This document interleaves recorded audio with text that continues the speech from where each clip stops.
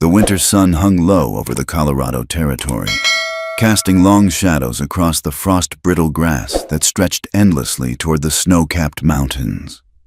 A bitter wind swept through the valley, carrying with it the scent of wood smoke and impending darkness. The town of Redemption Creek huddled against the approaching night, its weathered buildings standing like weary sentinels against the wilderness beyond. Main Street was little more than a muddy track lined with false-fronted shops and saloons, their windows glowing amber in the fading light. Horses stood tethered to hitching posts, their breath forming clouds in the frigid air. The usual evening sounds, the tinny piano from the Silver Dollar Saloon, the creak of wagon wheels, the occasional burst of laughter, seemed muted, as if the town itself held its breath. At the center of it all, in the dusty square before the courthouse, a crowd had gathered.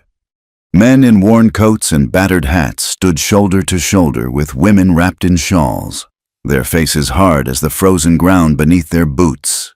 Children peered between the adults, eyes wide with a mixture of curiosity and fear.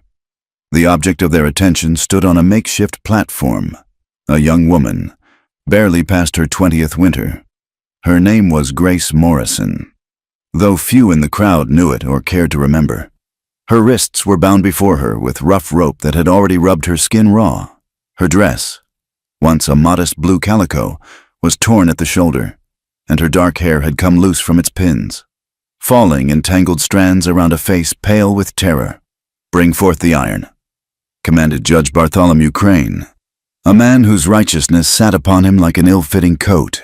His voice carried across the square with the weight of absolute authority. The blacksmith, a giant of a man named Otto Bergman, emerged from the crowd carrying a branding iron, its tip glowing cherry red from the forge. The sight of it sent a ripple of anticipation through the gathered townspeople. Some leaned forward eagerly. Others turned their faces away. Grace's legs trembled, but she forced herself to remain standing. She had protested her innocence until her voice was hoarse, but her words had fallen on deaf ears. The evidence, a gold pocket watch belonging to Mr. Silas Brennan, the town's most prosperous merchant, found hidden beneath the floorboards of the boarding house where she worked as a chambermaid, had been damning. "Grace Morrison," the judge intoned, his voice carrying the finality of a funeral bell. "You have been found guilty of theft, a crime against the good people of this community who took you in when you had nothing. The law demands justice." "I didn't take it," Grace's voice cracked, but she raised it nonetheless. "Please, I've told you, I don't know how it got there." "Silence." The judge's fist came down on his makeshift podium. "The evidence speaks louder than your lies. You will bear the mark of your shame, so all who meet you will know what you are." The crowd pressed closer. Grace could smell their collective breath. Whiskey, tobacco, and something darker. Bloodlust barely contained beneath a veneer of civilization. She recognized faces among them. Mrs. Hartley from the general store, who had always been kind to her. Tom Sullivan, the banker's son who had once asked her to dance. Even Mary Beth, another girl from the boarding house who had shared her morning coffee just yesterday. Now they all watched with the same cold fascination. Otto approached. The brand held steady in his massive hand. The iron was shaped to form a single word: thief. The heat radiating from it made the air shimmer. "The shoulder," Judge Crane directed. "Let it be seen." Rough hands tore at Grace's dress, exposing her left shoulder to the winter air. She bit down hard on her lip, tasting blood, determined not to cry out. She would not give them that satisfaction. The iron descended. Time seemed to slow. Grace could see every detail: the pitted surface of the metal, the small sparks that danced from its edge, the reflection of her own terrified face in Otto's emotionless eyes. Then came the pain. It was beyond anything she had imagined, a white-hot agony that shot through her shoulder and down her arm, stealing her breath and blackening the edges of her vision. The smell of burning flesh filled her nostrils. Despite her resolution, a scream tore from her throat, raw and primal. The brand was held for 3 eternal seconds before Otto pulled it away. Grace's knees buckled, but the men holding her arms kept her upright. displaying her to the crowd like a trophy. "Let this be a lesson," Judge Crane announced, his voice rising above the murmur of the crowd. "Redemption Creek is a town of honest, God-fearing people. We will not tolerate thieves, liars, or any who would disturb our peace." Grace lifted her head, tears streaming down her face, and looked at the judge. In that moment, she saw him clearly, not as the pillar of justice he pretended to be, but as a small, frightened man clinging to power like a drowning person clutches at straws. "You're making a mistake," she whispered, but her words were lost in the wind. The judge gestured dismissively. "Cut her loose. She has until sunset to leave Redemption Creek. If she's found within town limits after dark, she'll face the noose." The ropes binding her wrists were severed. Grace stumbled, catching herself before she fell. The crowd parted before her, creating a path that led to the town's edge. Some spat at her feet as she passed. Others simply stared, their faces masks of righteous satisfaction. Grace walked that gauntlet with what dignity she could muster, each step an agony as the movement pulled at her burned shoulder. The sun had nearly touched the mountains now, painting the sky in shades of blood and ash. She had perhaps an hour before full dark. At the boarding house, Mrs. Pratt, the proprietor, had already packed Grace's few belongings into a worn canvas sack. She thrust it at her without meeting her eyes. "Your pay through yesterday," the woman said, pressing a few coins into Grace's hand. It was less than what she was owed. But Grace didn't argue. There was no point. Grace changed into her warmest dress, a brown wool that had seen better days, and wrapped her mother's shawl around her shoulders, wincing as the fabric touched her burn. She had no coat. It had been sold months ago to pay for medicine when she'd taken ill. As she reached the town limits, marked by a weather-beaten sign that proclaimed Redemption Creek, population 847, Grace turned back one final time. The town that had been her home for 2 years looked foreign to her now, its windows glowing with warmth she would never again share. The first stars were beginning to appear in the darkening sky. To the west, the mountains loomed like sleeping giants, their peaks already lost in shadow. The wind picked up, cutting through her dress as if it were made of paper. Grace had nowhere to go, no family, no friends beyond the town that had just cast her out. The prairie stretched endlessly in all directions, a sea of grass and snow that could swallow a person whole. In the distance, she heard the first howl. A wolf, perhaps, or a coyote. The sound sent ice through her veins, colder than any winter wind. But what choice did she have? Behind her lay certain death. Ahead, at least the possibility of survival. She pulled her shawl tighter, gritted her teeth against the pain in her shoulder, and walked into the gathering darkness. The wound throbbed with each heartbeat, a constant reminder of the injustice that had been done to her. But beneath the pain, beneath the fear and despair, something else stirred, a tiny spark of anger that refused to be extinguished. They had branded her a thief, marked her with shame for all to see. They had taken everything from her based on a lie, but they had not broken her. Not yet. The town disappeared behind a rise in the land, and Grace was alone with the vast indifference of the frontier. The temperature was dropping rapidly. She could feel frost forming on her eyelashes, could see her breath in thick clouds that the wind snatched away. She needed shelter, and soon the boarding house had been stifling, but now she would have given anything for its warmth. Her feet, in their thin boots, were already numb. The burn on her shoulder had settled into a deep, pulsing ache that seemed to reach into her very bones. As she struggled forward, memories arose unbidden. Her parents' farm in Kansas, before the drought and disease had taken everything. The promise of a new start in Redemption Creek. The quiet satisfaction of honest work and wages earned. All of it ashes now, scattered on the unforgiving wind. The howling came again, closer this time. Grace quickened her pace. Though she had no destination in mind, the prairie offered no comfort, no refuge, only endless space beneath an increasingly hostile sky. The night descended upon the prairie like a living thing, hungry and cold. Grace had been walking for hours, though time had lost all meaning in the darkness. The stars above offered light but no warmth, their distant brilliance only emphasizing her isolation. The wind had become a constant torment, finding every gap in her clothing, every exposed inch of skin. Her shoulder burned with fever now, the brand pulsing with each labored heartbeat. She could feel the heat radiating from the wound even as the rest of her body shivered uncontrollably. The thin boots she wore had soaked through from the snow, and she could no longer feel her toes. Ahead, barely visible in the starlight, a cluster of rocks rose from the prairie like broken teeth. Grace stumbled toward them, her legs barely responding to her will. The rocks formed a natural shelter of sorts, not a cave exactly, but an overhang that would at least break the wind.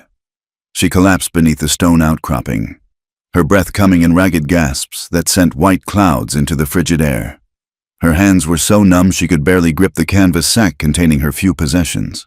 With stiff fingers, she pulled out everything she had, a change of undergarments, a small sewing kit, a Bible that had been her mother's, and a thin blanket that seemed pitifully inadequate against the cold. Grace wrapped the blanket around herself, pulling her knees to her chest. The movement sent fresh waves of agony through her shoulder, and she bit back a cry. The burn needed tending, but she had nothing. No salve, no bandages, not even clean water. The howling came again. Closer now. Multiple voices joined the chorus, and Grace pressed herself deeper into the rocky shelter. She had heard stories of wolf packs in winter, driven by hunger to overcome their natural fear of humans. Her hand fumbled for something, anything that might serve as a weapon, but found only loose stones. As the fever took hold, her mind began to wander. She was 8 years old again, sitting by the hearth in their Kansas farmhouse while her mother sang softly and mended clothes. Her father's large hands were gentle as he whittled a wooden doll for her birthday. The fire crackled, sending sparks up the chimney like tiny stars. "You're strong, Gracie," her father's voice echoed across the years. "Morrison women always have been. When times get hard, we don't break, we bend.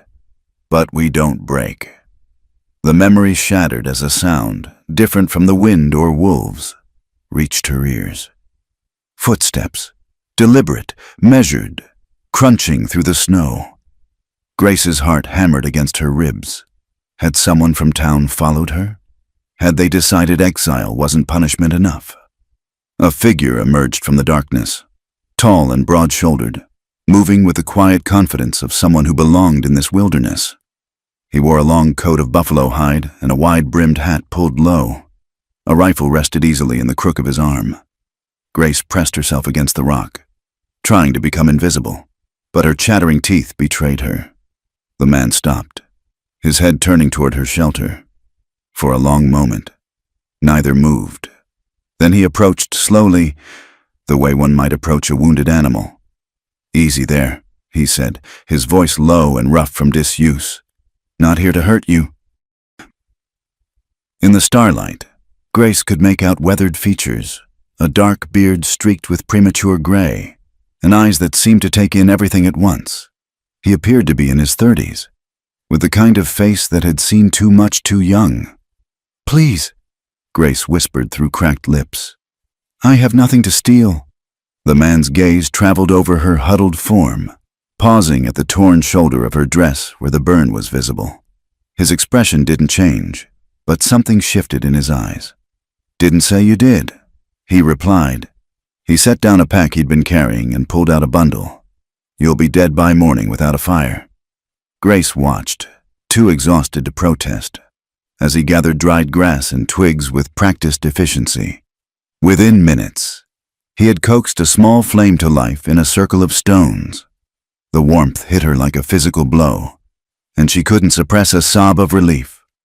The man, he hadn't offered his name, unrolled a heavy bearskin from his pack and held it out to her. "This'll do better than that scrap you're wrapped in." Pride warred with survival instinct. Survival won. Grace reached for the skin with trembling hands, wrapping it around herself. It smelled of smoke and pine and something wild. but it was blessedly warm. "Thank you," she managed. He nodded, then turned his attention to a small pot he'd produced from his pack. Soon, the smell of brewing coffee filled their small shelter. He poured a measure into a battered tin cup and handed it to her. The first sip burned her throat, but the warmth that followed was worth it. Grace clutched the cup with both hands, letting the heat seep into her frozen fingers. "That brand's fresh," the man observed. Not quite a question. Grace's hand moved instinctively to her shoulder. "Today, this afternoon. Redemption Creek." She nodded. "Figures." He spat into the fire. "That town's got a peculiar notion of justice." They sat in silence for a while, the fire crackling between them. The wolves had gone quiet, perhaps discouraged by the flame and human presence. Grace found herself studying her unlikely savior. His hands, visible in the firelight, were scarred but steady. A Colt revolver rode his hip, and the rifle was never far from reach. "You got a name?" she asked finally. "Folks call me Ezra. Ezra Hawkins." He pulled out a pouch of tobacco and began rolling a cigarette. "Don't suppose you'll be sharing yours?" "Grace Morrison." There seemed no point in lying. Former chambermaid, current exile, branded thief. The bitterness in her voice surprised her. Former chambermaid, maybe. The rest remains to be seen. Ezra lit his cigarette with a twig from the fire. "You take what they said you took?" "No." The word came out firm despite her exhaustion. "Someone put Mr. Brennan's watch under my floorboards. I never saw it before they found it there." Ezra studied her for a long moment, then nodded slowly. "I believe you." Those 3 simple words hit Grace harder than any blow. She'd proclaimed her innocence to judge, jury, and townspeople, and not one had believed her. This stranger's quiet acceptance broke something inside her, and the tears came. Hot, silent streams down her face. Ezra didn't comfort her or look away. He simply tended the fire and let her cry. When the storm passed, he refilled her coffee cup. "That shoulder needs tending," he said. "Infection sets in. You'll lose the arm, or worse." Grace knew he was right. The burn throbbed constantly now, and she could feel heat radiating from it even in the cold night air. "I have nothing to treat it with." Ezra rummaged in his pack again, producing a small leather pouch. "Pine sap and bear grease. Best I can offer out here." He hesitated. "You'll need to let me see it proper." Grace understood the propriety being breached, but propriety seemed a luxury she could no longer afford. She nodded, loosening the shawl and dress to expose the brand. Ezra's expression remained neutral as he examined the wound, but Grace saw his jaw tighten. "They heated it too long," he said quietly. "Wanted to make sure it scarred deep." His touch was surprisingly gentle as he applied the salve. Grace hissed at the contact but forced herself to remain still. The mixture was cooling, soothing, though she knew the relief was temporary. "Why are you helping me?" she asked as he worked. "Man sees someone in trouble in this country. He helps. That's the only law that matters out here." He finished with the salve and helped her adjust her clothing. "Besides, I've got no love for Redemption Creek." "You know the town?" "Used to." His voice carried weight. Old pain compressed into 2 words. "That's a story for another time." Grace wanted to press, but exhaustion was pulling her down like quicksand. The warmth of the fire, the bear skin, and the first kindness she'd experienced in days combined to make her eyelids impossibly heavy. "Sleep," Ezra said. "I'll keep watch. The wolves won't come near the fire, and if they do, they'll find me a harder meal than they bargained for." Grace believed him. There was something about this man, a quiet competence, a familiarity with violence held in check. She surrendered to sleep, her last conscious thought a prayer of gratitude for this unlikely sanctuary. She dreamed again of home, but this time the memories were sharper, edged with loss. Her mother's face, gaunt with illness, still managing a smile. Her father's hands, shaking with fever as he gripped hers one last time. The auction where their neighbors had bought everything they owned for pennies on the dollar. The long walk to town, carrying nothing but memories and determination to start over. When she woke, gray dawn light was seeping across the prairie. The fire had been kept burning through the night, and the smell of cooking meat made her stomach clench with hunger. Ezra sat where she'd last seen him, looking as if he hadn't moved, but she could see the watchfulness in his posture. "Morning," he said without turning. "Storm's coming in from the north. We'll need to move if you're able." Grace sat up slowly, assessing her condition. The shoulder still hurt, but the burning sensation had lessened. Her feet ached as feeling returned to them. But she could move. She was alive, which was more than she'd expected when the sun set yesterday. "Where?" she asked. "Got a place about a day's walk, nothing fancy, but it's got walls and a roof." He handed her a piece of cooked rabbit. "Eat. You'll need your strength." As Grace ate the first real food she'd had in over a day, she studied the man who'd saved her life. In daylight, she could see more clearly the lines etched into his face, the careful way he moved, always aware of his surroundings. This was someone who'd learned to survive outside civilization's boundaries, perhaps even preferred it. She thought of the brand on her shoulder, the way the townspeople had looked at her, the satisfaction in Judge Crane's voice, that life was closed to her now. But perhaps, in this harsh and unforgiving wilderness, there might be another way forward. "Thank you," she said again, meaning more than just the food and fire. Ezra finally looked at her directly, and she saw understanding in his dark eyes. We all need help sometimes, even those of us who've forgotten how to ask for it. The wind was picking up, carrying the scent of snow. Grace struggled to her feet, muscles protesting. Whatever lay ahead, it had to be better than freezing to death alone on the prairie. And perhaps, with this silent hunter as her guide, she might survive long enough to prove her innocence, or find a new kind of justice entirely. The morning sun painted the snow-covered peaks in shades of rose and gold, a beauty that seemed almost cruel given Grace's circumstances. They had been walking for hours, following a path only Ezra could see through the pristine wilderness. The promised storm held off, but clouds gathered on the northern horizon like an advancing army. Grace struggled to match Ezra's steady pace. Each step jarred her wounded shoulder, but she refused to complain. The bearskin he'd insisted she keep wrapped around her was heavy but warm, and she'd learned to be grateful for small mercies. They followed a frozen stream that wound between stands of pine and aspen. Ice crystals hung from the bare branches like nature's chandelier, tinkling softly in the breeze. Despite everything, Grace found herself moved by the raw beauty of this untamed land. "There," Ezra said, pointing to a break in the trees. "We'll rest a spell." The clearing he'd chosen was sheltered by a massive fallen log, its roots forming a natural windbreak.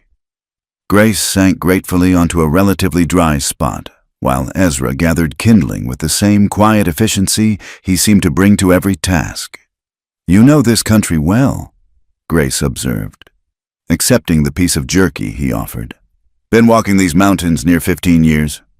He struck flint to steel, coaxing flame from tinder. "A man learns the land, or the land claims him. 15 years is a long time to be alone." Ezra's hand stilled for a moment. "Who says I'm alone?" Grace flushed, realizing her presumption. "I'm sorry. I didn't mean—" "No offense taken." He fed small twigs to the growing flame. "Truth is, I choose to be easier that way." They sat in companionable silence as the fire grew. Grace watched him work, noting the economy of his movements, the careful way he conserved resources. Everything about him spoke of hard-won survival skills. "Why did you leave?" she asked finally. "Redemption Creek. I mean—" Ezra was quiet so long she thought he wouldn't answer. When he spoke, his voice carried the weight of old grief. "Had a family once, wife, daughter, lived just outside town, trying to make a go of ranching." Grace waited, sensing the importance of this revelation. "Caught some rustlers one night, bunch of cowboys from the Triple Bar Ranch. Shot one in the shoulder when he drew on me. Turned out he was the foreman's nephew." Ezra's jaw tightened. They came back 3 nights later. I was in town, getting supplies. He didn't need to finish. Grace could read the rest in the lines of his face, the way his hand unconsciously moved toward his rifle. The law? She asked softly. Judge Crane said there was no evidence. The Triple Bar boys all swore they were playing cards in the saloon that night. He spat into the fire. That's when I learned the difference between law and justice. Grace felt a chill that had nothing to do with the weather. So, you came here. These mountains don't lie. Don't pretend to be something they're not. A man knows where he stands. He looked at her directly. Sometimes that's all you can ask for. They resumed walking as the sun climbed higher. Ezra pointed out signs Grace would have missed. Deer tracks, bear scat from the fall, the scratches on trees where elk had rubbed their antlers. He showed her which plants remained edible even in winter, how to read the weather in the cloud formations. See that? He indicated a particularly gnarled pine. Lightning struck, but still growing. Trees know something about surviving that people forget. As the day wore on, Ezra began teaching her practical skills. How to walk quietly in snow, placing her feet in his tracks to conserve energy. How to find dry wood even after a snowfall. How to watch for the subtle signs of predators. Mountain cats especially, he warned. They'll track you for miles, waiting for weakness. Make noise when you walk through heavy cover. They prefer surprise.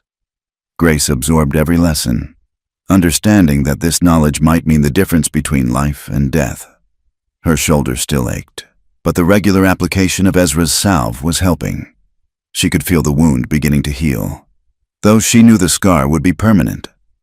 Near midday, they stopped by a partially frozen stream. Ezra showed her how to break the ice safely, how to strain water through cloth to remove debris. As Grace knelt to fill the canteen, she caught her reflection in the dark water and gasped. The woman looking back was a stranger. Hair tangled and wild, face smudged with dirt and ash from the campfire, eyes holding a hardness that hadn't been there before. The torn dress and rough bearskin completed the transformation. She looked like someone who belonged in this wilderness. Takes some getting used to, Ezra said quietly. Seeing who you become out here. Grace touched her reflection, watching it ripple and break apart. I'm not sure I know who that is anymore. Maybe that's not a bad thing. Sometimes we need to lose who we were to find who we are. They climbed steadily through the afternoon, the terrain growing rougher. Grace's legs burned with effort, but she pushed on, driven by a combination of necessity and growing pride. Each successful stream crossing, each steep slope conquered, felt like a small victory. As the sun began its descent toward the western peaks, Ezra led her up a particularly challenging ridge.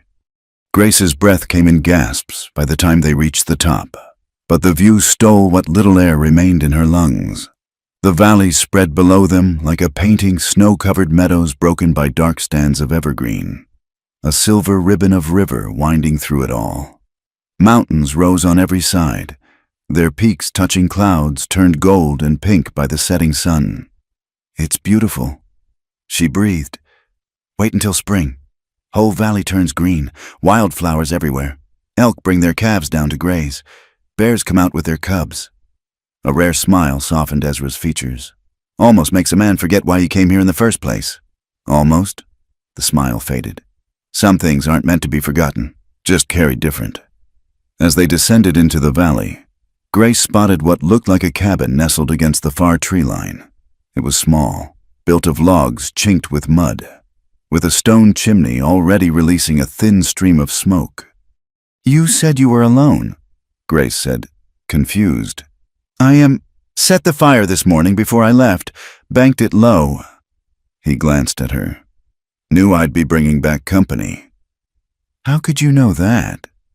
Didn't know, but storms were coming, and folks in trouble tend to head for the rocks. Been checking that outcrop regular since the first snow. They approached the cabin as full darkness fell. It was sturdy and well-built, with thick walls and a solid door. A lean-to on one side sheltered split firewood, and Grace could see the entrance to what might be a root cellar. Inside, the cabin was sparse but clean. A single room with a stone fireplace, a rough-hewn table and 2 chairs, a narrow bed in one corner, and shelves holding supplies.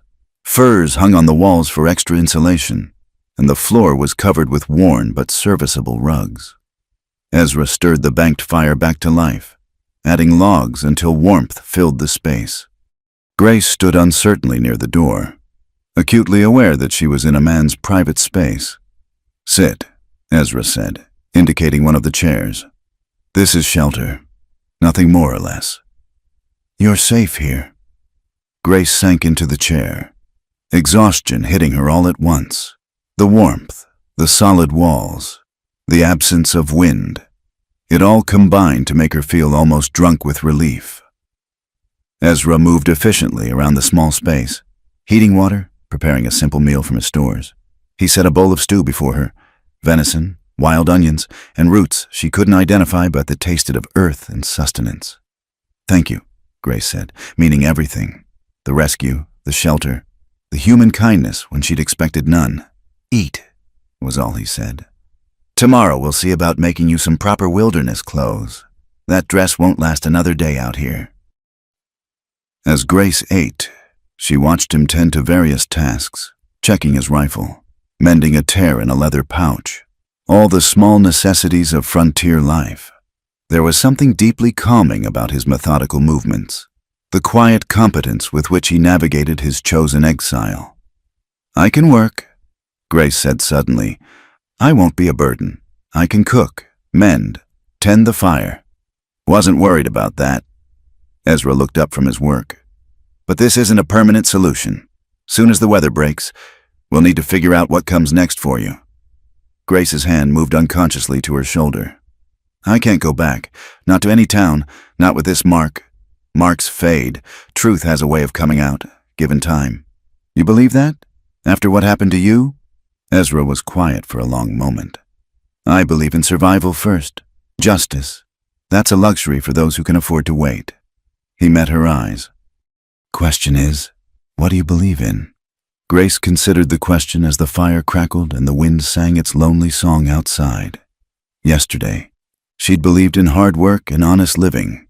Today, she wasn't sure what she believed, except that she was alive when she shouldn't be, sitting in a warm cabin with a man who understood loss and injustice as intimately as she did. "I believe," she said slowly, "that I want to learn everything you can teach me about surviving out here, and then maybe I'll be strong enough to decide what comes next." Ezra nodded, a gesture of acceptance and perhaps approval. "Fair enough. Lessons start at dawn. These mountains don't coddle anyone, but they're honest teachers." As Grace prepared for sleep on a pallet of furs by the fire, she thought about the strange turns her life had taken, from farmhouse to boarding house to the wilderness, each change forced upon her by circumstances beyond her control. But here, in this rough cabin with its taciturn guardian, she sensed the possibility of something new, not just survival, but transformation. The brand on her shoulder still ached, would probably always ache on cold nights, but it no longer felt like an ending. Perhaps Ezra was right. Perhaps she needed to lose who she had been, the obedient servant, the victim of others' greed, to discover who she could become. Outside, something howled in the darkness, but the sound no longer terrified her. She was learning the language of the wilderness, and in its harsh vocabulary, she might yet find words for redemption that no judge or jury could grant. The days had folded into one another like pages in a book, each one teaching Grace something new about survival and herself. A week had passed since Ezra found her dying in the snow, and the woman who now moved through the cabin bore little resemblance to the frightened chambermaid of Redemption Creek. Tonight was different. The promised storm had finally arrived in full force, trapping them inside as wind howled like a living thing and snow piled against the walls. The cabin creaked and groaned but held firm, testament to Ezra's careful construction. Grace sat by the fire, mending a tear in the elk-hide shirt Ezra had helped her fashion. Her fingers, once soft from indoor work, had grown calloused but deft. She found unexpected satisfaction in the simple task, in creating something useful with her own hands. "You're getting good at that," Ezra observed from across the room, where he was cleaning his rifle with methodical precision. Had a good teacher, Grace replied, not looking up from her work. The past week had been an education in frontier living. Ezra had shown her how to set snares for rabbits, how to read animal signs, how to find her direction by the stars. He'd taught her to shoot, patiently correcting her stance and grip until she could hit a target at 50 paces. Her shoulder had protested at first, the healing burn pulling with each recoil. But she'd persevered. The storm intensified, driving snow against the windows with a sound like thrown sand. The fire flared as wind found its way down the chimney, casting dancing shadows on the walls. "Tell me about your life," Ezra said suddenly. "Before Redemption Creek." Grace's needle paused. They'd spoken little of personal matters since that first night, focusing instead on the practical necessities of survival. But the storm had created an intimacy, a sense of being cut off from the world that made secrets seem foolish. "Not much to tell," she began, then reconsidered. He'd shared his pain with her. She owed him the same honesty. "My parents had a farm in Kansas, good land, until the drought came. 3 years without proper rain. Watched the corn wither, the cattle die one by one." She resumed her sewing, finding it easier to speak while her hands were busy. "Fever took them both the winter I turned 18. Cholera, the doctor said, though he couldn't do much but watch them die. I sold everything to pay debts and burial costs. Had enough left for stage fare to Colorado Territory." Why Redemption Creek? Saw an advertisement for chambermaid positions. "Respectable work for virtuous women," it said. Grace laughed bitterly. Should have known virtue was negotiable when money was involved. "The watch," Ezra prompted gently. Grace set down her sewing, staring into the fire. "Silas Brennan had been attentive, made comments when his wife wasn't around, found excuses to be wherever I was cleaning.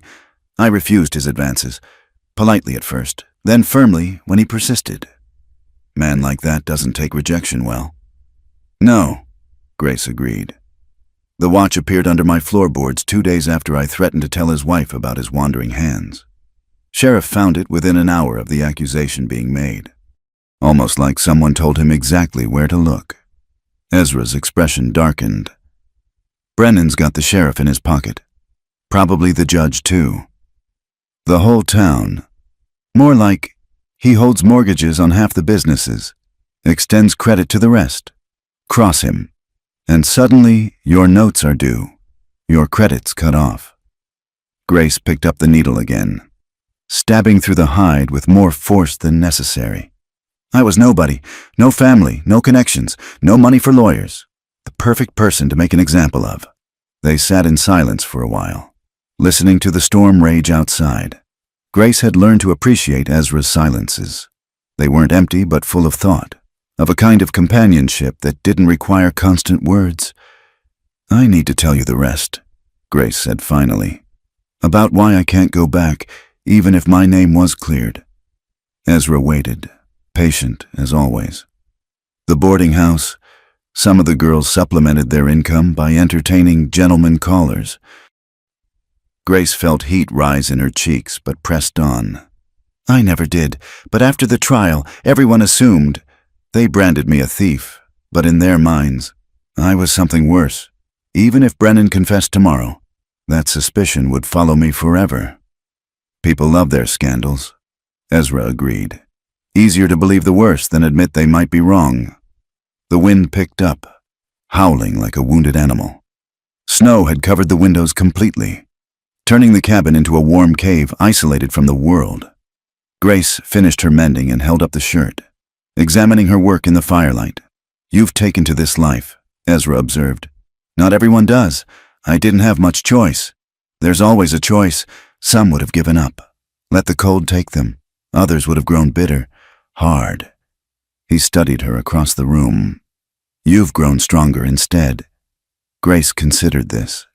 It was true that she felt different, not just in her capabilities, but in her understanding of herself. The woman who had scrubbed floors and emptied chamber pots seemed like a stranger now, someone too concerned with propriety and others' opinions. "Maybe I was always meant for this," she said. My grandmother used to tell stories about her mother, who came west in the early days. Said she could shoot better than any man, and once faced down a bear with nothing but a cooking pot and fierce language. Mountain blood, Ezra said with something that might have been approval. It was always in you, waiting. The storm showed no signs of abating. Ezra added more wood to the fire, then surprised Grace by pulling out a small, leather-wrapped package from a shelf. "Been saving this for a special occasion," he said, unwrapping it to reveal a chess set, the pieces carved from light and dark wood with patient skill. "You made these?" "Long winters leave time for such things." He set up the board on the small table. "Do you play?" "My father taught me." Grace moved to sit across from him, memories flooding back of quiet evenings in Kansas. The click of pieces on the board, her father's gentle corrections of her strategy. They played in companionable quiet, the storm providing a dramatic backdrop. Grace found herself studying Ezra's face as he contemplated moves. The lamplight softened his weathered features, and she could see the younger man he'd been before loss drove him to these mountains. "Check," she announced, moving her bishop into position. Ezra's eyebrows rose slightly, the most surprise she'd seen him show. He studied the board, then moved his king to safety. "You're full of surprises, Grace Morrison." "I could say the same about you, Ezra Hawkins." Their eyes met across the board, and something shifted in the air between them. Grace felt her heart quicken, though she couldn't say why. Perhaps it was the isolation, the strange intimacy of being two souls sheltering together while nature raged outside.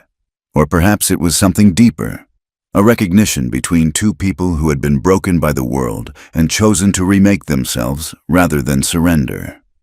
Ezra looked away first, focusing on the board. "Your move." They played 3 games, Grace winning one through a clever sacrifice of her queen that Ezra hadn't seen coming. As the evening wore on, the conversation turned to lighter things, books they'd read, places they'd dreamed of seeing, small memories that had survived the larger griefs. "Always wanted to see the ocean," Ezra admitted. "Heard tell of waves tall as houses, water stretching to the horizon with no end in sight." "I wanted to see a city," Grace countered. "Buildings so tall you have to crane your neck to see the top. More people on one street than in all of Redemption Creek. Cities are overrated. Too many people trying to be something they're not. And yet here we are, 2 people arguably being something we weren't born to be." Ezra's rare smile appeared. "Difference is, we're not pretending. This is who we are now, for better or worse." As the night deepened, the storm began to exhaust itself. The wind still moaned, but with less conviction. Grace knew that by morning. The world outside would be transformed, familiar landmarks buried under snow, paths erased, everything made new and strange. "I should thank you," she said suddenly. "Not just for saving my life, but for showing me I could be more than what others decided I was." Ezra was quiet for a long moment. When he spoke, his voice was rougher than usual. "Maybe you've done the same for me. Been a long time since I remembered there was more to life than just surviving another day." The words hung between them, weighted with meaning neither was quite ready to acknowledge. Grace felt something flutter in her chest. Hope, perhaps, or the first stirring of a feeling she hadn't expected to experience again. "One more thing," Ezra said, standing abruptly. He went to a trunk in the corner, returning with something wrapped in oilcloth. "This is yours now." Grace unwrapped it to find a hunting knife in a leather sheath, the blade sharp and well-balanced, the handle worn smooth from use. "Was my wife's," Ezra said quietly. "She'd want someone to have it who'd use it proper, someone who understands that strength isn't about never falling, it's about getting back up." Grace's throat tightened. She understood the magnitude of the gift, not just the knife, but the trust it represented. "Ezra, storm's breaking," he said, turning away. "Should be able to hunt tomorrow if the snow's not too deep. Best get some sleep." But as Grace settled onto her pallet by the fire, the knife close at hand, she found sleep elusive. The wind had gentled to a whisper, and she could hear Ezra's steady breathing from across the room. The fire crackled softly, sending shadows dancing on the walls. She thought about the brand on her shoulder, hidden now beneath the elk hide but always present. It had marked her as an outcast, someone beyond the protection of society. But perhaps that casting out had been a twisted kind of gift. Here in the wilderness, with a man who understood exile and had chosen it over compromise, she was discovering parts of herself that comfortable conformity would never have revealed. The storm was passing, but Grace sensed another kind of weather building, something just as powerful but far more dangerous to the walls she'd built around her heart. Tomorrow would bring new challenges, new lessons in survival. But tonight, in this warm cabin while snow erased the outside world, she allowed herself to imagine possibilities beyond mere survival. As sleep finally claimed her, Grace's last thought was of Ezra's words from that first night. We all need help sometimes, even those of us who've forgotten how to ask for it. Perhaps they were both remembering how to ask. Perhaps that was the most dangerous lesson of all. The afternoon sun cast long shadows through the pines as Grace checked the last of her snares. 3 rabbits today, a good haul that would keep them fed for several days. She moved through the forest with growing confidence, her footsteps nearly as quiet as Ezra's now, reading the subtle signs of the wilderness like a familiar language. 2 weeks had passed since the storm. 2 weeks of deepening winter and deepening something else. Something that made her heart race when Ezra's hand accidentally brushed hers. Something that filled the cabin with an electric tension neither acknowledged directly. She was resetting the snare when she heard it, the crack of a breaking branch. Too heavy to be mere wind or small game. Grace froze, hand moving instinctively to the knife at her belt. Ezra had taught her well. When something feels wrong in the forest, trust your instincts. Another sound, closer now. Deliberate footsteps trying to be quiet but failing. Not Ezra.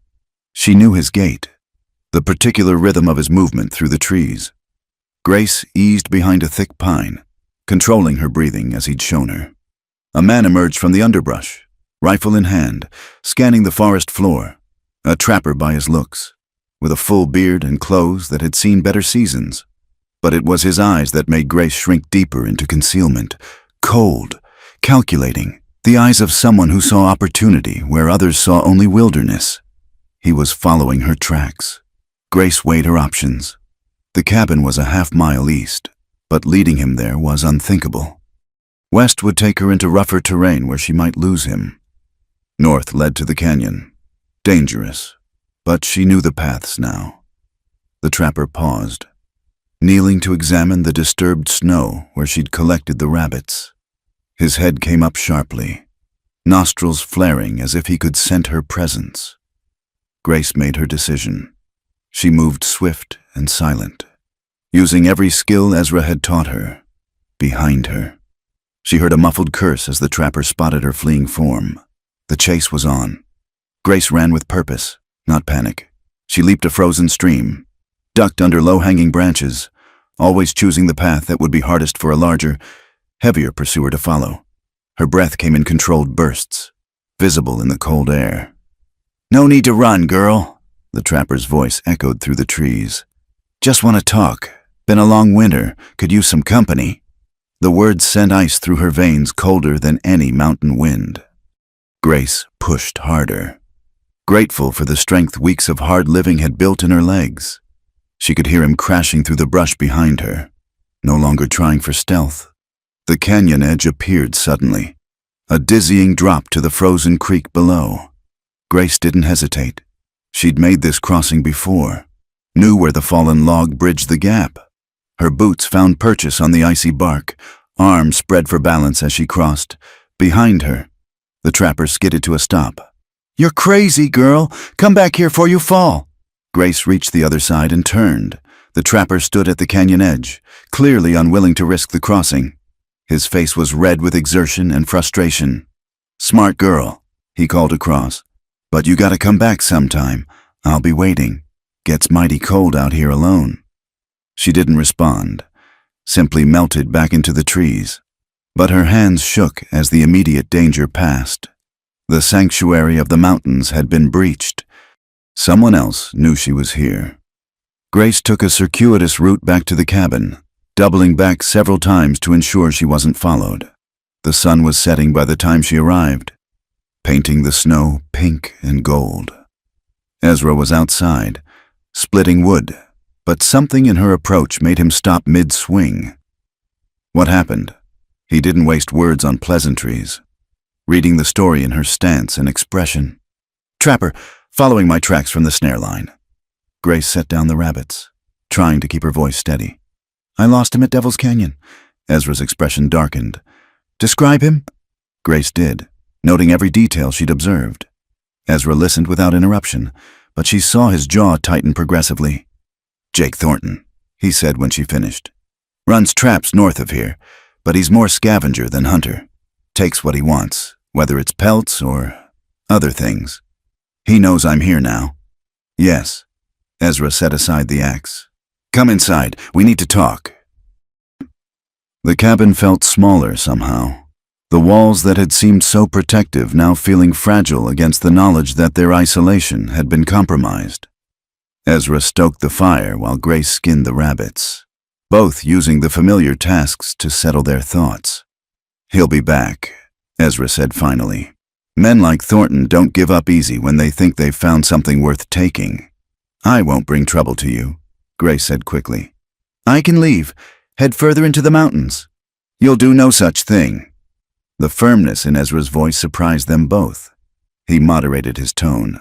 "Running in winter is death, and you know it. Besides, this stopped being just about you the moment you walked through that door."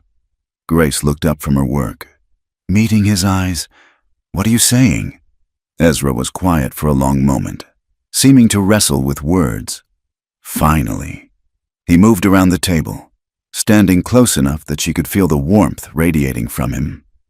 "I'm saying that somewhere between teaching you to set snares and watching you beat me at chess, I started caring what happens to you." His hand moved to her face, calloused fingers gentle against her cheek. "I'm saying that I'll put a bullet in Jake Thornton before I let him lay a hand on you." Grace's breath caught. The knife slipped from her fingers, clattering on the table. "Ezra, I know I've got no right," he continued, voice rough. "I'm just a broken man hiding in the mountains, and you deserve better than—" Grace silenced him by rising on her toes and pressing her lips to his. For a heartbeat, he stood frozen. Then his arms came around her, pulling her against him with a desperate tenderness that spoke of loneliness too long endured. The kiss was like everything about Ezra, careful at first, then deeper as walls crumbled. Grace felt tears on her cheeks, though she couldn't say why. Perhaps it was the unexpected sweetness of finding this here, when she'd thought that part of her heart had been branded away along with her innocence. When they finally parted, both breathing unsteadily, Ezra rested his forehead against hers. "Grace Morrison, you are going to be the death of me, better than the life you are living," she whispered back.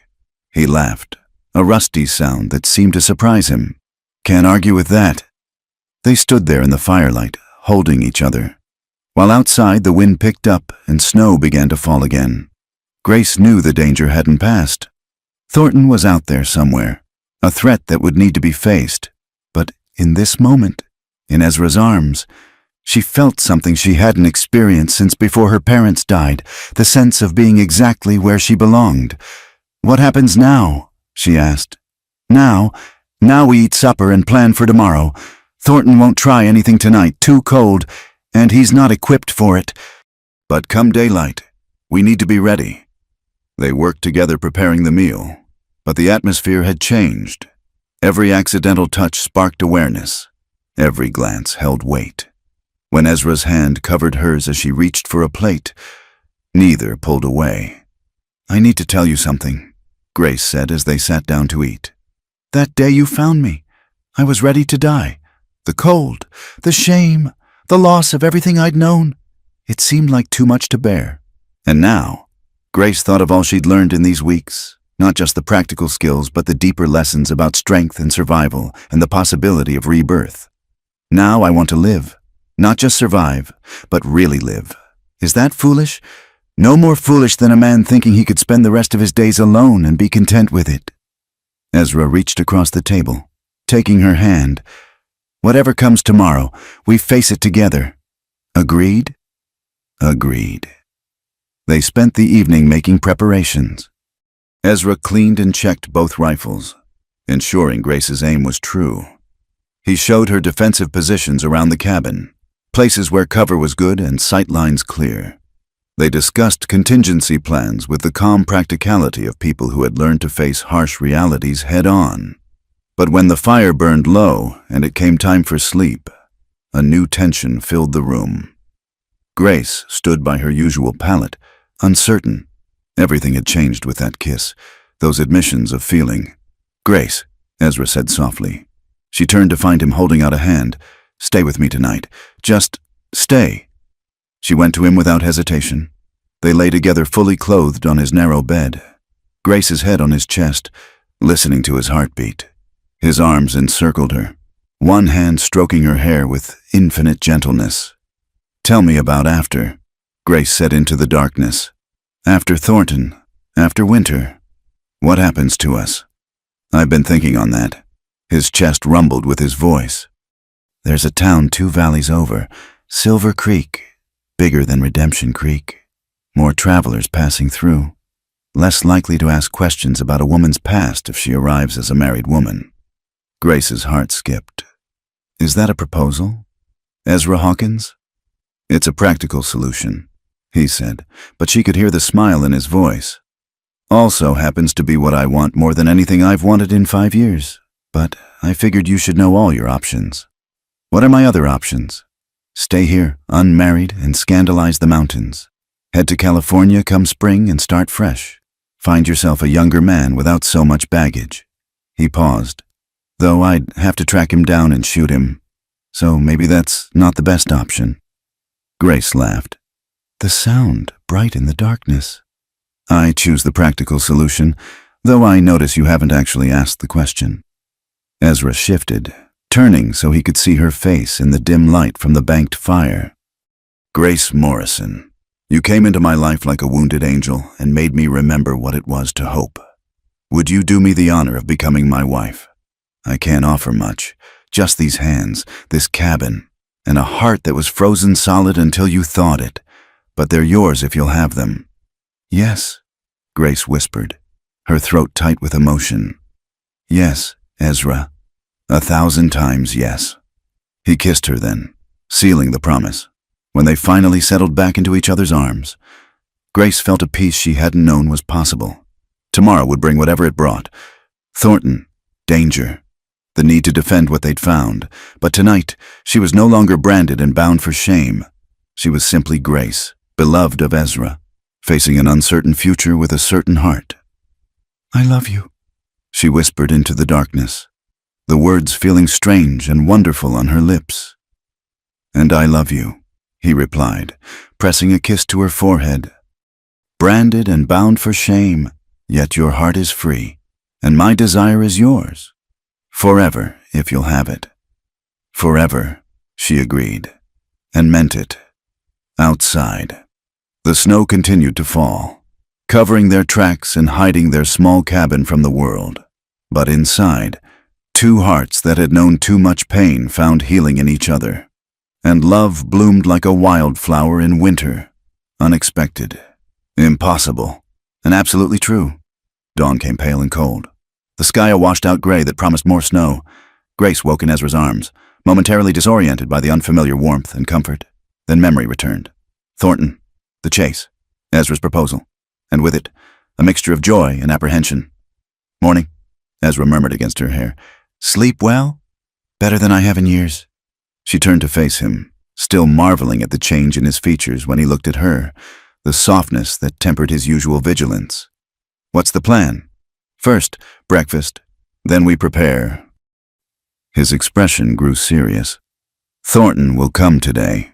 Men like him don't wait when they think they've found easy prey." They rose and dressed quickly, the morning routine now charged with purpose. Grace noticed Ezra positioning weapons within easy reach, a rifle by the door, another by the window. her knife on the table where she could grab it quickly. "I've been thinking," Grace said as she prepared coffee.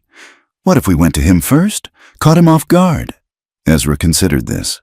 Not a bad thought, but Thornton knows these mountains too. Better to defend ground we know than hunt him on his terms. They were finishing breakfast when they heard it, the distant crack of a branch. Too deliberate to be wildlife. Ezra was on his feet instantly. Rifle in hand, he moved to the window, peering out through a gap in the heavy curtains. "Two of them," he said quietly. "Thornton and another man, coming from the north." Grace's heart hammered, but her hands were steady as she picked up the second rifle. "Who's the other?" "Can't tell yet, but two changes things." Ezra moved with quick efficiency, positioning Grace at the east window. "They'll try to split us, come from different angles. You watch this side. Anyone comes into view, you shoot to wound if you can, kill if you must. Understood?" "Understood." Grace checked the rifle's load, settling it against her shoulder.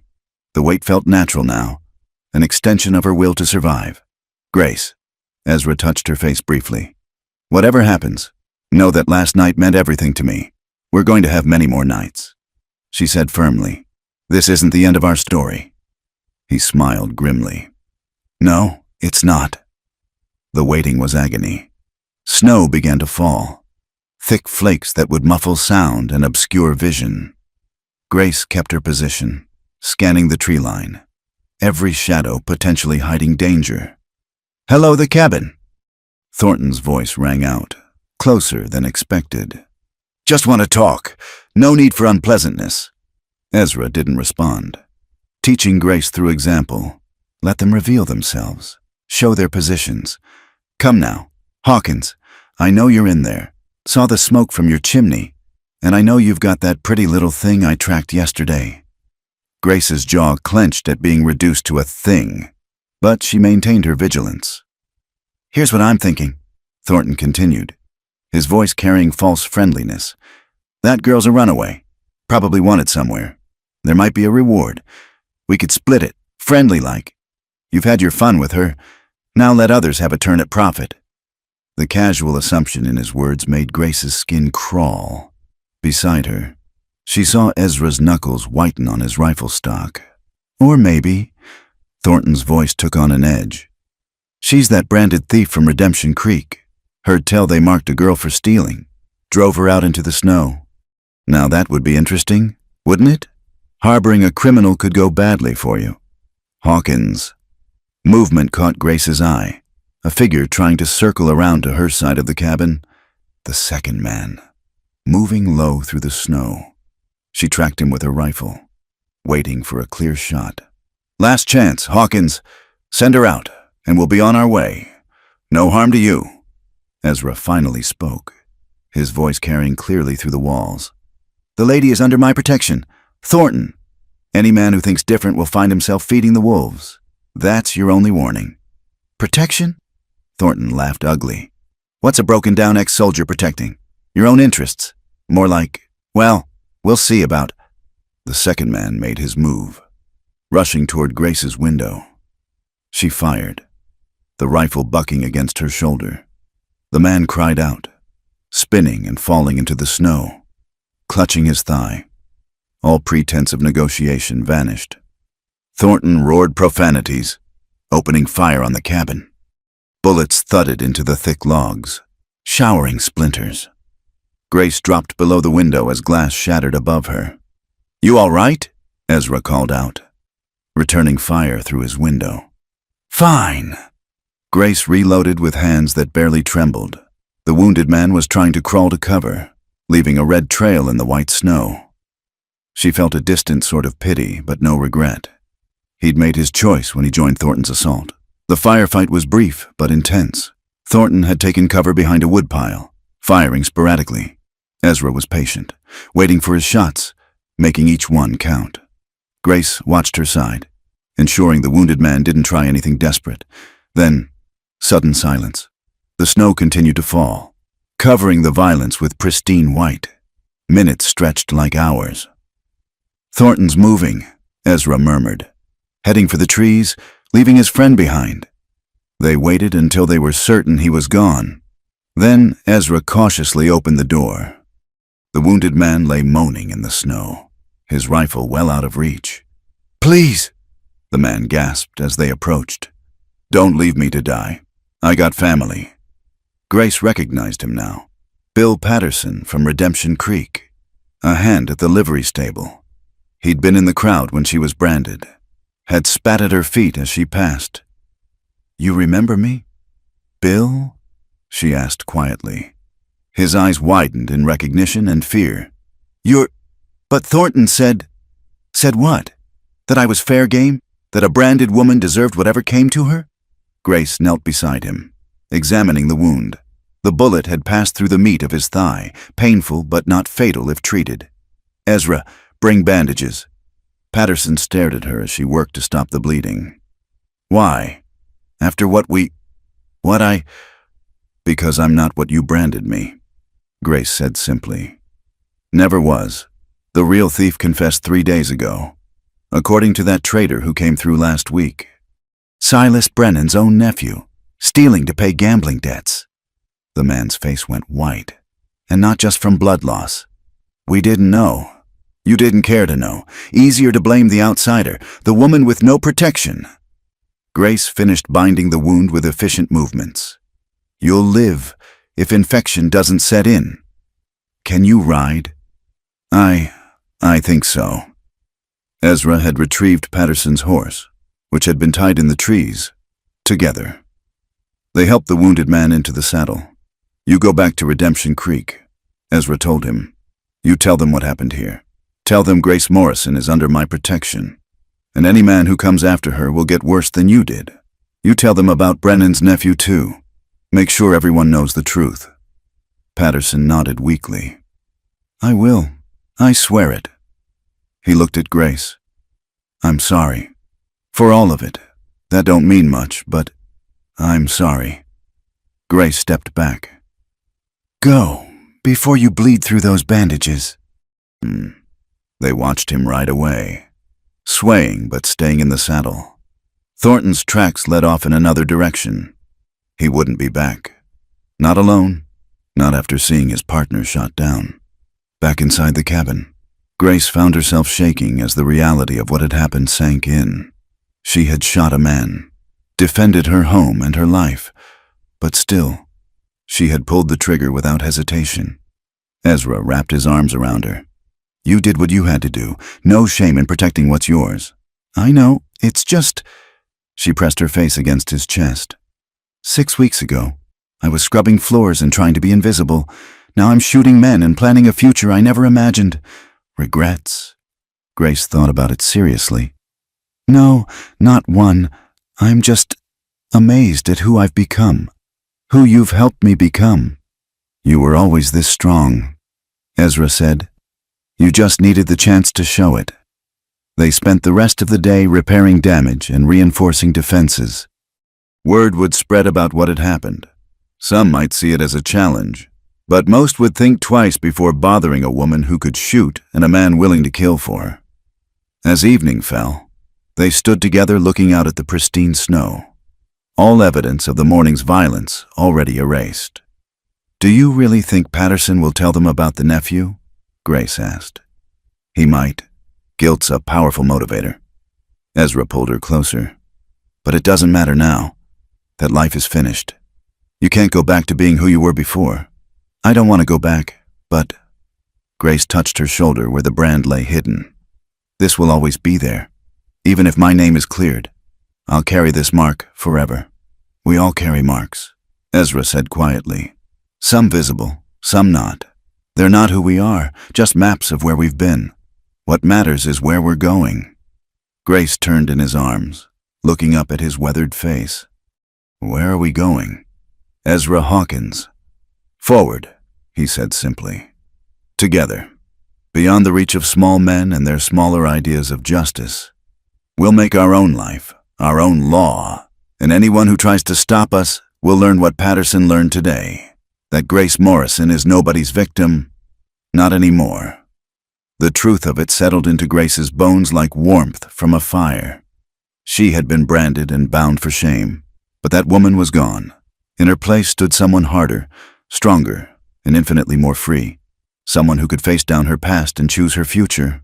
"I love you," she said, meaning it with every fiber of her being. "And I love you." Ezra replied, "My wild mountain woman, my unexpected salvation." They went inside as snow began to fall again, covering tracks and erasing history. Tomorrow they would begin preparations for their journey to Silver Creek, where they would marry and start fresh. There would be challenges. There always were on the frontier. But they would face them together. Two souls who had found each other in the wilderness and discovered that sometimes the greatest freedom comes from choosing who to be bound to. The brand on Grace's shoulder would remain, but it no longer defined her. She had written her own definition in gunpowder and grit, in love and leather-hard determination. She was Grace Morrison, soon to be Grace Hawkins, and her heart was finally, truly free. The journey back to Redemption Creek took 3 days through melting snow and muddy trails. Grace rode beside Ezra, her back straight, wearing the confidence of her new self like armor. The woman who had fled this town in shame was gone. In her place rode someone who had faced death and found love in the wilderness. As they crested the final ridge, the town spread below them in the afternoon sun. Nothing had changed. The same weathered buildings, the same muddy main street, the same people going about their business. But Grace saw it all differently now, with eyes that had learned to read truth beneath pretense. "You sure about this?" Ezra asked, though they discussed it thoroughly. "We could bypass the town, head straight to Silver Creek." "No," Grace said firmly. "I won't slink away like I'm guilty. They need to see me, hear the truth from my own lips. I owe that to myself." They rode down Main Street as the sun touched the mountains. Heads turned. Conversations stopped. Grace saw recognition dawn on familiar faces, followed by shock, confusion, and in some cases fear. Word of the confrontation with Thornton and Patterson had clearly spread. Outside the Mercantile, Mrs. Hartley dropped her shopping basket. The banker's son, Tom Sullivan, stood frozen on the boardwalk. And there, emerging from his store with a ledger in hand, was Silas Brennan himself. The merchant's face went through several transformations: surprise, anger, and finally something like panic as he saw who rode beside Grace. Ezra Hawkins was known in Redemption Creek, his story a cautionary tale about crossing the wrong people. "Sheriff Morton," Brennan called out, his voice higher than usual. "These people are going about their lawful business." Ezra cut in, his hand resting casually near his rifle. "Unless you've got evidence otherwise." Sheriff Morton emerged from his office, taking in the scene with calculating eyes. He was a practical man who understood which way the wind was blowing. Patterson's testimony, combined with rumors about Brennan's nephew, had shifted the ground beneath everyone's feet. "Miss Morrison," the sheriff said carefully. "Ezra, heard you folks had some trouble with Jake Thornton." "Trouble's one word for it," Ezra replied. "Man tried to assault Miss Morrison, then brought violence to our door." "He's lucky to have ridden away breathing." A crowd was gathering now, drawn by the drama. Grace spotted familiar faces, other girls from the boarding house, men who had jeered at her branding, Judge Crane himself standing in the doorway of the courthouse. "I've come to address a wrong," Grace said, her voice carrying clearly across the square. 6 weeks ago, I was branded a thief based on lies and planted evidence, cast out to die in the snow for a crime I didn't commit. "Now see here," Brennan started, but Grace continued over him. "Your nephew, Mr. Brennan, young Marcus, where is he now?" The merchant's face flushed. "That's none of your...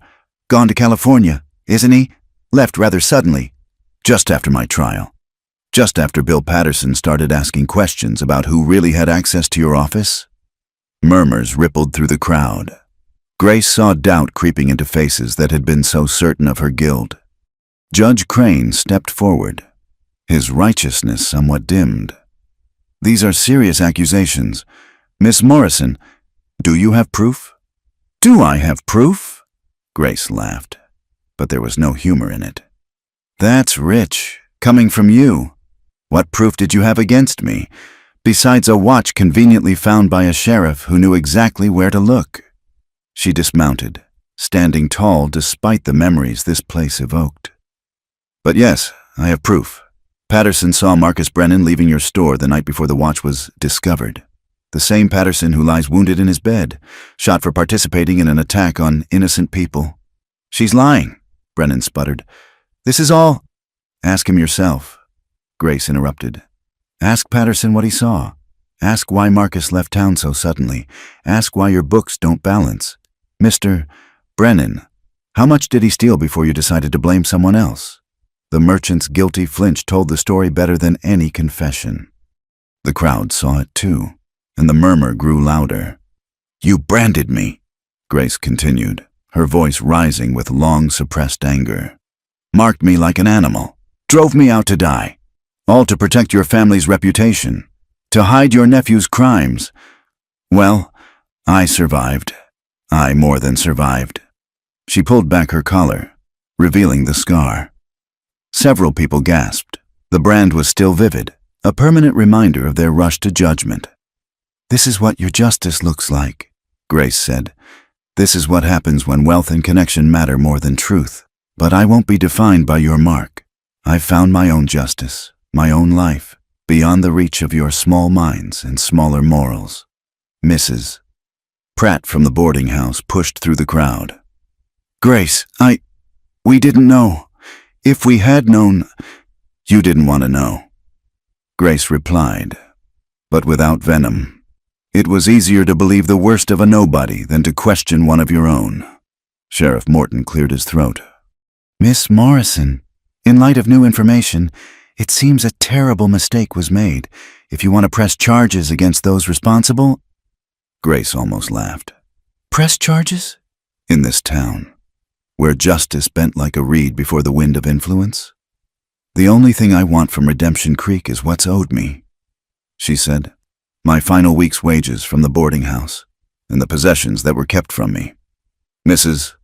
Pratt hurried away, returning quickly with a small purse and bundle. It's all here, your mother's Bible, her brooch, and extra for what happened. Grace took the items but left the extra coins. I don't want your guilt money, just what was mine. She turned to address the crowd one final time. Let this be a lesson to all of you. Today it was me. Tomorrow it could be any of you who stands in the way of someone powerful. Remember that the next time you're quick to judge, quick to condemn based on status instead of truth. Her eyes found Judge Crane. And you, who speak so readily of God's law while perverting man's, I hope you think of me every time you pass judgment. I hope you see this brand and remember what your righteousness really looks like. The judge had no response, his face pale beneath his whiskers. Grace remounted her horse, feeling lighter than she had in weeks. One more thing. Ezra and I will be married in Silver Creek next week. We'll make our life honestly, away from here. But know this, we'll defend what's ours. Any man who thinks to trouble us will find what Thornton found. We've moved beyond your reach, but you haven't moved beyond ours. She looked at Ezra, who had watched the entire scene with quiet pride. Ready? Been ready since the day I met you, he replied. They rode out of Redemption Creek as the sun set behind them, painting the sky in shades of redemption. Behind them, the town buzzed with recrimination and revelation. Some would learn from what had happened. Others would simply find new targets for their prejudice. But none of that mattered to Grace anymore. As they left the town limits behind, Ezra reached over to take her hand. That was brave, what you did back there. It needed doing, Grace said simply. Not for them, for me. I needed to face them as who I am now, not who they tried to make me. And who are you now? Grace smiled, feeling the wind on her face and the endless possibility of the frontier before them.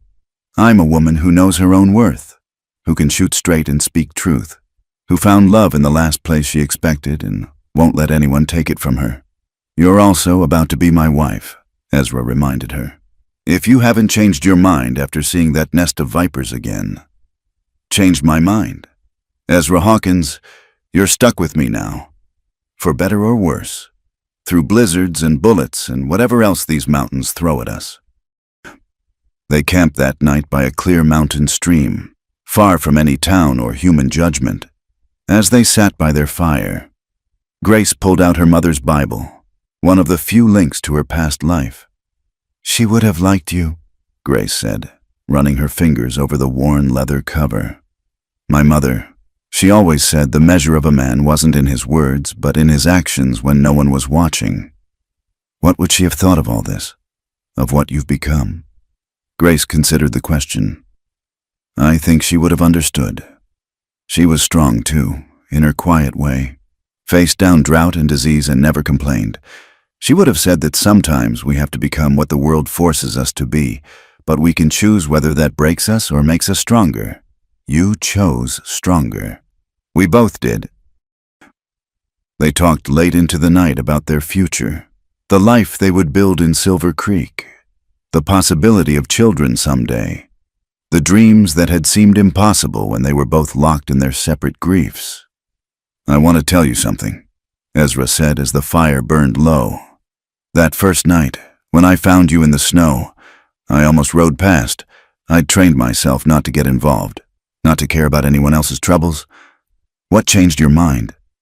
"I heard you crying, not loud, not asking for help, just quiet tears like you were saying goodbye to the world. It reminded me of myself. After I lost everything, I couldn't ride past that kind of pain again." Grace moved into his arms, feeling the solid warmth of him. "I'm glad you stopped. Glad for all of it. Strange as that sounds, even the brand, even the exile, because it led me to you."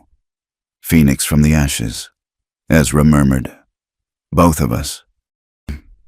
They made love for the first time that night, under stars that seemed to bless their union. It was tender and fierce by turns, two souls recognizing their match in each other. When Grace cried out, it wasn't in pain or shame, but in joy at feeling truly alive.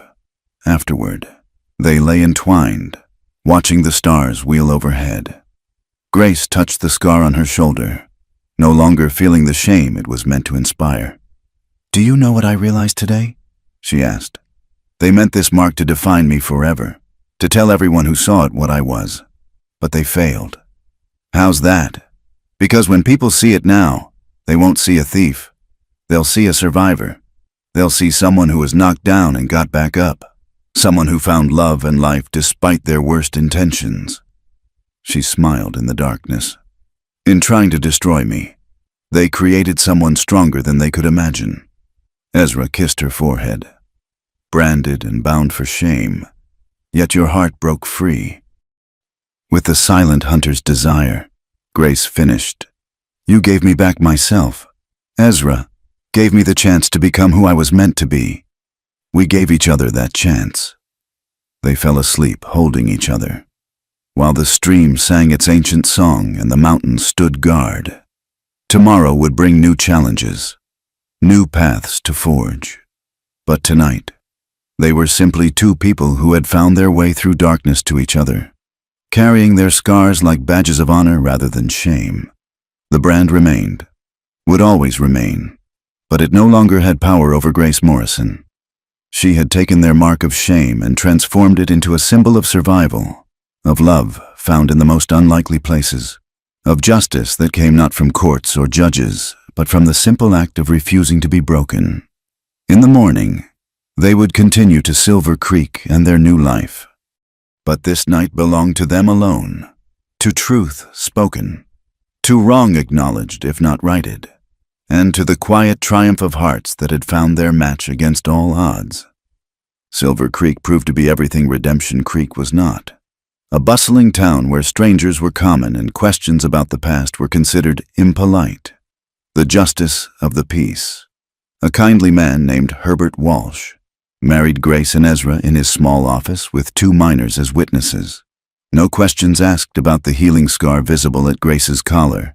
"May your union be blessed with happiness and prosperity," Walsh said after pronouncing them husband and wife, "and may you find in each other the peace that the world sometimes denies us." Grace looked up at her new husband, seeing her joy reflected in his dark eyes. When they kissed, it was a promise sealed, not just of love, but of a future they would build together, far from the judgment and cruelty that had driven them to these mountains. They had decided not to stay in any town, at least not yet. The wilderness had given them both rebirth, and they weren't ready to leave it behind. Instead, they purchased supplies, proper windows for the cabin, tools for expanding, seeds for a garden come spring, and fabric for Grace to make new clothes that bore no memory of her former life. The journey back to their mountain valley took 2 days, the pack mules loaded with their new possessions. Grace rode beside Ezra, marveling at how different the same trail felt now. Before, she had been fleeing, desperate, marked by others' judgment. Now she was returning home, bearing the name of a man who loved her, carrying hope instead of shame. "Look," Ezra pointed to an eagle circling high above them. "That's a good omen. Eagles mate for life, you know." "Like us," Grace said, reaching over to squeeze his hand. They arrived at the cabin as sunset painted the mountains in brilliant shades of crimson and gold. Everything was as they'd left it, but Grace saw it with new eyes. This wasn't just a shelter anymore, it was the foundation of their life together. Over the following days, they worked side by side to transform the space. Ezra cut timber while Grace planned improvements. They installed the new windows, letting light flood the previously dim interior. Grace hung curtains she'd sewn from cheerful calico, adding touches of civilization to the frontier roughness. "Never thought I'd see curtains in this place," Ezra said one evening, admiring her handiwork. "Never thought I'd be the kind of woman who could skin a deer and sew curtains in the same day," Grace replied, making him laugh, a sound she never tired of drawing from him. They established new routines, sharing the work of survival but also making time for the small pleasures of married life. Evenings were spent by the fire, reading aloud from the books they'd bought in Silver Creek, playing chess, or simply talking about their dreams for the future. "I want to build a real barn come spring," Ezra said one night. "Maybe get some cattle, start a small ranch. The land here is good for grazing. And I want a garden," Grace added. "Vegetables, herbs, maybe even some flowers. Something beautiful that we've grown ourselves." They were building more than a homestead. They were creating a life of meaning and purpose, far from those who had tried to define them by their lowest moments. One morning, as the first hints of spring began to touch the valley, Grace woke feeling unwell. The nausea passed quickly, but it returned the next day, and the next. When she missed her monthly time, she knew. "Ezra," she said one evening as they sat watching the sunset from their newly built porch, "we're going to need to expand the cabin sooner than we thought." He looked at her questioningly. Then understanding dawned in his eyes. "You mean, by autumn, there'll be 3 of us?" The joy on his face was like sunrise after the longest night. He pulled her into his arms, holding her as if she were made of spun glass. "A child. Our child." "Are you happy?" Grace asked, though she could see the answer in every line of his body. "Happy doesn't begin to cover it." He kissed her tenderly. "I thought my life was over when I lost my first family. Never imagined I'd get a second chance at everything I'd dreamed of." They began preparing for the baby with the same determination they'd brought to every other challenge. Ezra crafted a cradle with careful hands, carving tiny bears and deer into the headboard. Grace sewed small clothes and blankets, humming the lullabies her mother had sung to her. As her pregnancy progressed and movement became more difficult, Grace found herself spending more time on the porch, watching the valley come alive with spring. Wildflowers carpeted the meadows in purple and gold, just as Ezra had promised. Deer brought their spotted fawns to graze in the early morning. Life bloomed everywhere, echoing the life growing within her. One afternoon, as she sat sewing tiny garments, Grace heard horses approaching. She reached for the rifle. Old habits died hard, then relaxed as she recognized the lead rider. It was Herbert Walsh, the justice of the peace from Silver Creek, accompanied by a younger man she didn't know. "Mrs. Hawkins," Walsh called out cheerfully. "Hope we're not intruding. This is Dr. Samuel Carter, new to Silver Creek, making rounds to meet the folks in the outlying areas." Grace welcomed them. Grateful for the company and especially for the doctor's visit. He examined her with professional kindness, pronouncing both her and the baby healthy. "You're doing well for someone living so far from town." "Doctor," Carter said, "though I'd feel better if you were closer when your time comes." "I'll be there," Ezra said firmly. "Having returned from hunting, my wife is the strongest person I know, but we'll take no chances." They shared a meal together, the visitors bringing news from the outside world. Grace was amused to learn that Redemption Creek had suffered something of a scandal. Several prominent citizens had been caught in various schemes, the town's reputation tarnished by the revelation of how readily they'd condemned an innocent woman. Judge Crane resigned, Walsh mentioned. Said he needed to seek spiritual guidance after failing in his duties. And that merchant, Brennan, his business dried up after word spread about what he'd done.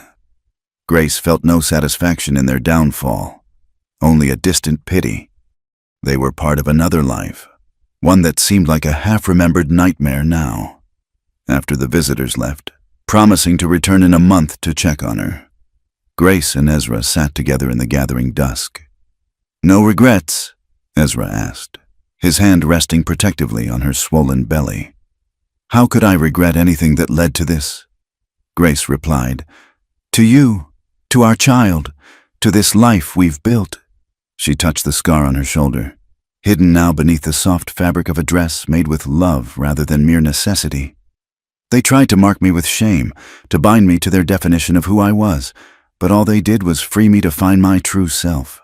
"And what did you find?" Grace smiled, feeling the baby move beneath her heart.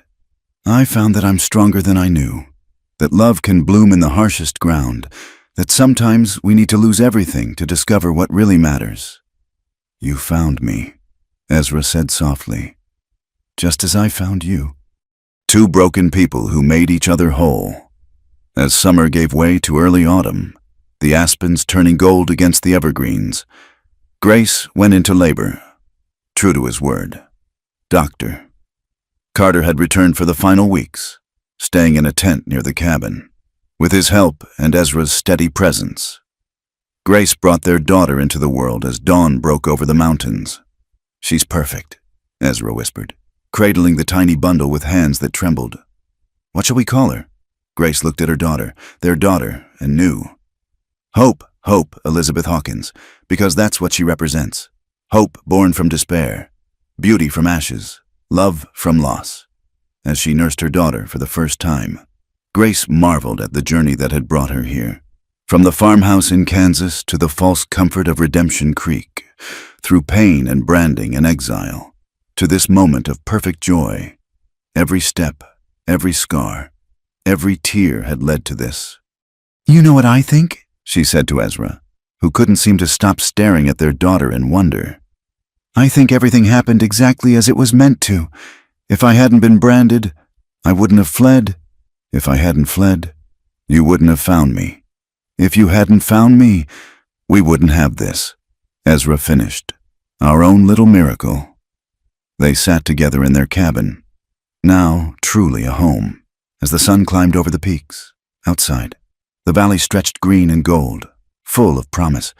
The eagles circled high above, and somewhere in the distance, a wolf howled, no longer a sound of threat, but simply another voice in the wilderness they'd claimed as their own. Grace looked down at her daughter, then at her husband, and finally out at the vast, beautiful world they'd carved from hardship and heartache. She had been branded and bound for shame, marked as worthless by those who thought they knew the measure of justice. But her heart had broken free, had found its match in a silent hunter's desire, and together they had written a new story.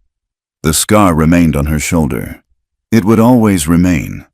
But now it was merely one mark among many that told the story of her life. The calluses from honest work. The stretch marks from carrying hope beneath her heart. The laugh lines beginning to form around her eyes from joy hard-won but deeply felt. "What are you thinking?" Ezra asked, pressing a kiss to her temple. "I'm thinking," Grace said slowly, "that I'm exactly where I belong. That sometimes the greatest blessings come disguised as the worst curses. And that I love you more than words can say." "Show me then," he said with a smile. We have a lifetime to find ways beyond words. As Little Hope slept peacefully between them, Grace and Ezra held each other close, two souls who had wandered through darkness to find their light. The mountains stood eternal around them, witnesses to their triumph over tragedy, their choice of love over bitterness, their determination to forge their own path in a world that had tried to break them.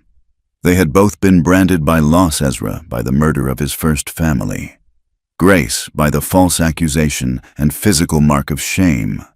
But in the end, those brands had led them to each other, to this valley, to this life they never could have imagined when they were trapped in their separate sorrows. The sun climbed higher, warming the cabin, blessing the little family who had found their happily ever after not in fairy tale endings, but in the hard-won peace of daily choice, daily love, daily refusal to be defined by anything other than their own truth. And in that light, even old scars looked like badges of honor, proof of battles fought and won on the way to joy. Thank you so much for listening to this Wild West love story. I hope Grace and Ezra's journey touched your heart as much as it did mine. Where are you listening to this story from? Please comment below and let's connect. Don't forget to subscribe to our From Wild West channel and share your thoughts about this tale of redemption and love. Did this story of overcoming shame and finding unexpected love in the wilderness resonate with you? I'd love to hear your perspective.